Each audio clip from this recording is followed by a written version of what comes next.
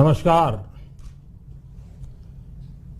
मेरे प्यारे देशवासियों, आज मैं अपनी बात की शुरुआत एक वेद वाक्य के साथ करना चाहता हूं। कृतं में दक्षिणे हस्ते जयो में सव्य आहितः। इस बात को भारत के संदर्भ में देखें तो बहुत सीधा साधा अर्थ यही है, हमारे देश ने एक तरफ कर्तव्य का पालन किया तो दूसरी तरफ उसे बड़ी सफलता भी मिली। कल 21 अक्टूबर को भारत ने 1 बिलियन 100 करोड़ वैक्सीन डोज का कठिन लेकिन असाधारण लक्ष्य प्राप्त किया है। इस उपलब्धि के पीछे 130 करोड़ देशवासियों की कर्तव्य शक्ति लगी है। इसलिए ये सफलता भारत की सफलता है, हर देशवासी की सफलता है। मैं इसके लिए सभी देशवासियों को हृदय से बधाई देता हूं। साथियों, 100 करोड़ वैक्सीन डोज ये केवल एक आंकड़ा नहीं है, ये देश के सामर्थ्य का प्रतिबिंब है, इतिहास के नए अध्याय की रचना है। ये उस नए भारत की तस्वीर है जो कठिन लक्ष्य निर्धारित कर उन्हें हासिल करना जानता है। ये उस नए भारत की तस्वीर है जो अपने संकल्पों की सिद्धि के लिए परिश्रम की पराकाष्ठा करता है। साथियों, आज कई लोग भारत के वैक्सीनेशन प्रोग्राम की तुलना दुनिया के दूसरे देशों से कर रहे हैं। भारत ने जिस तेजी से 100 करोड़ का 1 बिलियन का आंकड़ा पार किया है, उसकी सराहना भी हो रही है। लेकिन इस विश्लेषण में एक बात अक्सर छूट जाती है कि हमने ये शुरुआत कहां से की है। दुनिया के दूसरे बड़े देशों के लिए वैक्सीन पर रिसर्च करना, वैक्सीन खोजना, इसमें दशकों से उनकी महारत है, एक्सपर्टाइज थी। भारत अधिकतर इन देशों की बनाई वैक्सीनेशन पर ही निर्भर रहता था।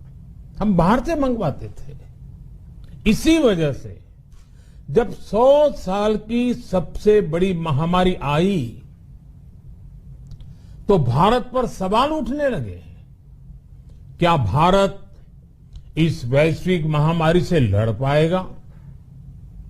भारत दूसरे देशों से इतनी वैक्सीन खरीदने का पैसा कहां से लाएगा? भारत को वैक्सीन कब मिलेगी? भारत के लोगों को वैक्सीन मिलेगी भी या नहीं? क्या भारत इतने लोगों को टीका लगा पाएगा कि महामारी को फैलने से रोक सके? भांति भांति के सवाल थे। लेकिन आज ये 100 करोड़ वैक्सीन डोज हर सवाल का जवाब दे रहा है।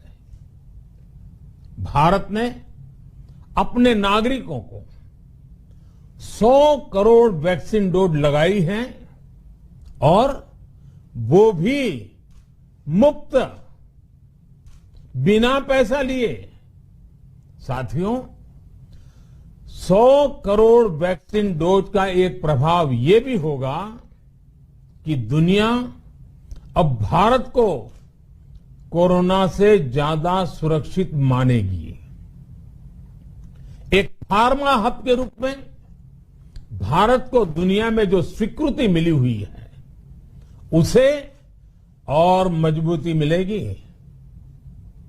पूरा विश्व आज भारत की इस ताकत को देख रहा है, महसूस कर रहा है। साथियों, भारत का वैक्सीनेशन अभियान सबका साथ, सबका विकास, सबका विश्वास और सबका प्रयास का सबसे जीवंत उदाहरण है। कोरोना महामारी की शुरुआत में ये भी आशंकाएं व्यक्त की जा रही थी कि भारत जैसे लोकतंत्र में इस महामारी से लड़ना बहुत मुश्किल होगा। भारत के लिए, भारत के लोगों के लिए ये भी कहा जा रहा था कि इतना संयम, इतना अनुशासन यहां कैसे चलेगा।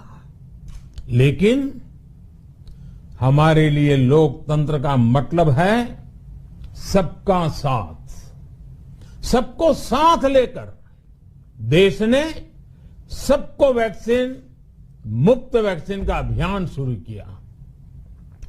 गरीब, अमीर, गांव, शहर, दूर सुदूर, देश का एक ही मंत्र रहा कि अगर बीमारी भेदभाव नहीं करती तो वैक्सीन में भी भेदभाव नहीं हो सकता। इसलिए यह सुनिश्चित किया गया कि वैक्सीनेशन अभियान पर वीआईपी कल्चर हावी न हो। कोई कितने ही बड़े पद पर क्यों न रहा हो, कितना ही धनी क्यों न रहा हो, उसे वैक्सीन सामान्य नागरिकों की तरह ही मिलेगी। साथियों, हमारे देश के लिए ये भी कहा जा रहा था कि यहां ज्यादातर लोग टीका लगवाने के लिए आएंगे ही नहीं। दुनिया के कई बड़े विकसित देशों में आज भी वैक्सीन हेजिटेंसी एक बड़ी चुनौती बन गई है। लेकिन भारत के लोगों ने 100 करोड़ वैक्सीन डोज लेकर ऐसे लोगों को निरुत्तर कर दिया है। साथियों, किसी अभियान में जब सबका प्रयास जुड़ जाता है तो परिणाम अद्भुत ही होते हैं। हमने महामारी के खिलाफ देश की लड़ाई में जन भागीदारी को अपनी पहली ताकत बनाया। फर्स्ट लाइन ऑफ डिफेंस बनाया। देश ने अपनी एकजुटता को ऊर्जा देने के लिए ताली, थाली बजाई, दिए जलाए। तब कुछ लोगों ने कहा था कि क्या इससे बीमारी भाग जाएगी। लेकिन हम सभी को उसमें देश की एकता दिखी, सामूहिक शक्ति का जागरण दिखा। इसी ताकत ने कोविड वैक्सीनेशन में आज देश को इतने कम समय में 100 करोड़ तक पहुंचाया है। कितनी ही बार हमारे देश ने एक दिन में 1 करोड़ टीकाकरण का आंकड़ा पार किया है। ये बहुत बड़ा सामर्थ्य है, प्रबंध कौशल है, टेक्नोलॉजी का बेहतरीन इस्तेमाल है, जो आज बड़े बड़े देशों के पास भी नहीं है। साथियों, भारत का पूरा वैक्सीनेशन प्रोग्राम विज्ञान की कोख में जन्मा है, वैज्ञानिक आधारों पर पनपा है और वैज्ञानिक तरीकों से चारों दिशाओं में पहुंचा है। हम सभी के लिए गर्व करने की बात है कि भारत का पूरा vaccination program science born, science driven और साइंस बेस्ड रहा है। वैक्सीन बनने से पहले और वैक्सीन लगने तक इस पूरे अभियान में हर जगह साइंस और साइंटिफिक अप्रोच शामिल रही है। हमारे सामने चुनौती मैन्युफैक्चरिंग को लेकर भी थी, प्रोडक्शन को स्केल अप करने की भी थी। इतना बड़ा देश, इतनी बड़ी आबादी, उसके बाद अलग अलग राज्यों में, दूर दराज इलाकों में समय से वैक्सीन पहुंचाना, ये भी किसी भागीरथ कार्य से कम नहीं था। लेकिन वैज्ञानिक तौर तरीकों और नए नए इनोवेशन से देश ने इस चुनौतियों के समाधान तलाशे। असाधारण स्पीड से संसाधनों को बढ़ाया गया। किस राज्य को कितनी वैक्सीन कब मिलनी चाहिए, किस इलाके में कितनी वैक्सीन पहुंचनी चाहिए, इसके लिए भी वैज्ञानिक फॉर्मूले के तहत काम हुआ। हमारे देश ने कोविन प्लेटफॉर्म की जो व्यवस्था बनाई है, वो भी विश्व में आकर्षण का केंद्र है। भारत में बने कोविन प्लेटफॉर्म ने न केवल आम लोगों को सहूलियत दी, बल्कि हमारे मेडिकल स्टाफ के काम को भी आसान बनाया। साथियों, आज चारों तरफ एक विश्वास है, उत्साह है, उमंग है। समाज से लेकर इकोनॉमी, हम हर तबके पर देखें, ऑप्टिमिज्म ऑप्टिमिज्म ऑप्टिमिज्म ही नजर आता है। एक्सपर्ट्स और देश विदेश की अनेक एजेंसीज भारत की अर्थव्यवस्था को लेकर बहुत सकारात्मक है। आज भारतीय कंपनियों में न सिर्फ रिकॉर्ड इन्वेस्टमेंट आ रहा है, बल्कि युवाओं के लिए रोजगार के नए अवसर भी बन रहे हैं। स्टार्टअप्स में रिकॉर्ड इन्वेस्टमेंट के साथ ही रिकॉर्ड स्टार्टअप्स यूनिकॉर्न बन रहे हैं। हाउसिंग सेक्टर में भी नई ऊर्जा दिख रही है। पिछले महीनों में किए गए कई सारे रिफॉर्म्स, कई सारे इनिशिएटिव, गति शक्ति से लेकर नई ड्रोन पॉलिसी तक भारत की अर्थव्यवस्था को और तेजी से आगे बढ़ाने में बड़ी भूमिका निभाएंगे।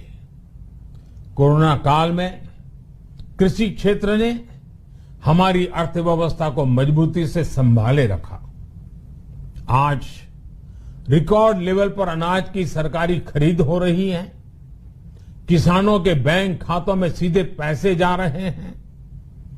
वैक्सीन के बढ़ते हुए कवरेज के साथ साथ आर्थिक सामाजिक गतिविधियां हो, खेल जगत हो, टूरिज्म हो, एंटरटेनमेंट हो, सब तरफ सकारात्मक गतिविधियां तेज हो रही हैं। आने वाले त्योहारों का मौसम इसे और गति देगा और शक्ति देगा। साथियों, एक जमाना था जब मेड इन ये कंट्री, मेड इन वो कंट्री, इसी का बोलबाला था। बहुत क्रेज हुआ करता था। लेकिन आज हर देशवासी ये साक्षात अनुभव कर रहा है कि मेड इन इंडिया की ताकत बहुत बड़ी होती है।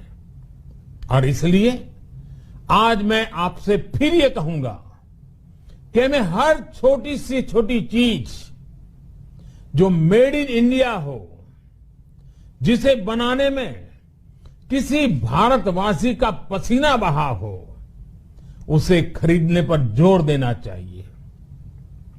और ये सबके प्रयास से ही संभव होगा। जैसे स्वच्छ भारत अभियान एक जन आंदोलन है, वैसे ही भारत में बनी चीज खरीदना, भारतीयों द्वारा बनाई चीज खरीदना, वोकल फॉर लोकल, ये हमें व्यवहार में लाना ही होगा।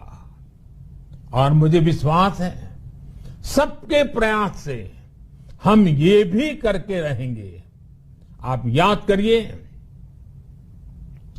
पिछली दिवाली हर किसी के मन मस्तिष्क में एक तनाव था, लेकिन इस दिवाली 100 करोड़ वैक्सीन डोज के कारण एक विश्वास का भाव है। अगर मेरे देश की वैक्सीन मुझे सुरक्षा दे सकती है, तो मेरे देश का उत्पादन, मेरे देश में बने सामान मेरी दिवाली और भी भव्य बना सकते हैं। दिवाली के दौरान बिक्री की एक तरफ और बाकी साल की बिक्री एक तरफ होती है। हमारे यहां दिवाली के समय, त्योहारों के समय बिक्री एकदम बढ़ जाती है। 100 करोड़ वैक्सीन डोज हमारे छोटे छोटे दुकानदारों, हमारे छोटे छोटे उद्यमियों, हमारे रेहड़ी पटरी वाले भाइयों बहनों, सभी के लिए आशा की किरण बनकर आई है।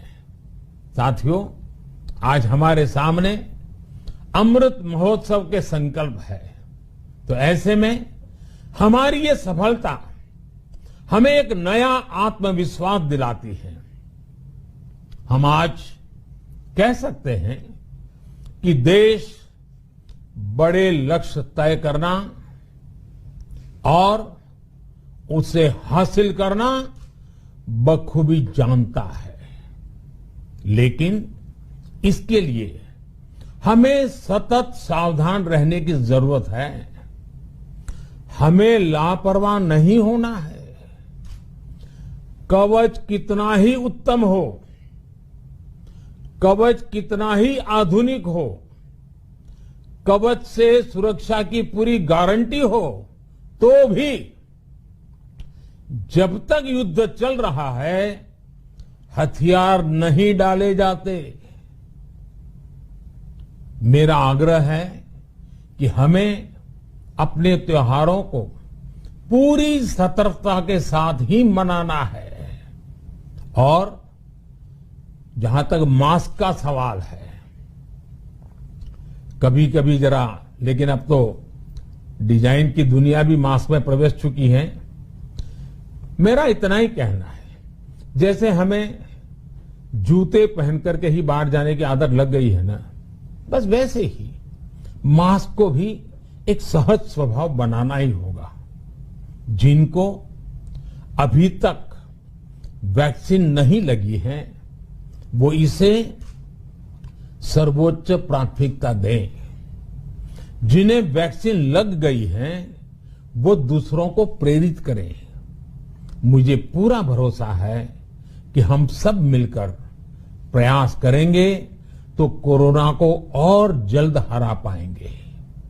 आप सभी को आने वाले त्योहारों की एक बार फिर बहुत बहुत शुभकामनाएं, बहुत बहुत धन्यवाद।